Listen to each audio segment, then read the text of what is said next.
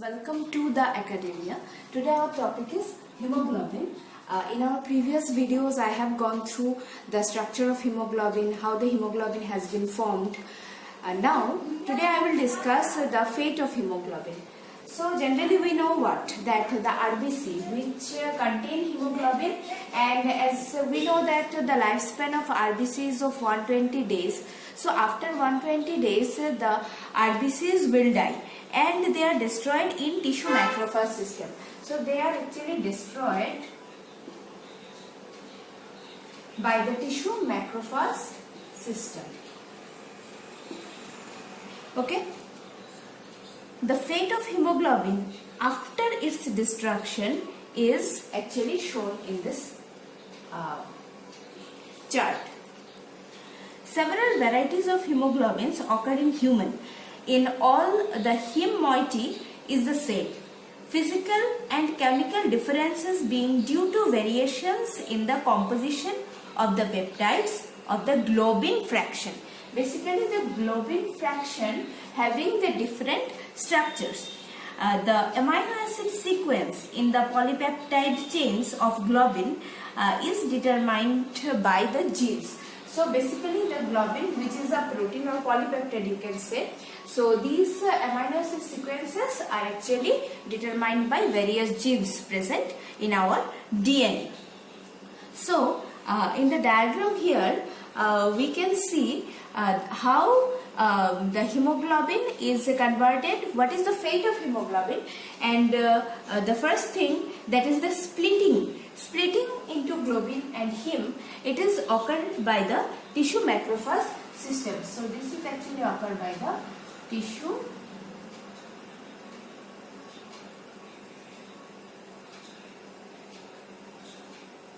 system. So the globin which enters amino acid pool. So basically globin enters amino acid pool. Okay, and the heme, that is iron protoporphyrin, it is also split. Now the reused of synthesis of the hemoglobin. So this is what we get here. This is the reuse. So from hemoglobin, what the things we get for reuse purpose. So the heme, the remaining part of the heme is there, and iron.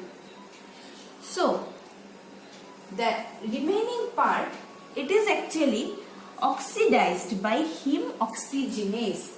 So the remaining part, it is oxidized by enzyme heme oxygenase. Okay, and it formed biliverdin. Now what is biliverdin? Biliverdin is a green pigment. So it is a green pigment, and generally it contains tetrapyrrole. So basically the biliverdin, which is the tetrapyrrole straight chain, it is actually free from globin as well as heme.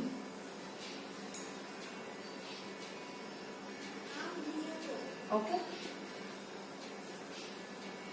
and it becomes ferritin.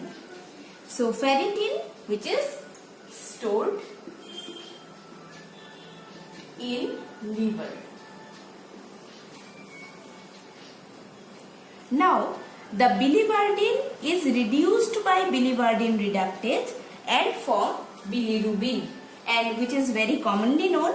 It is a yellow pigment excreted in bile.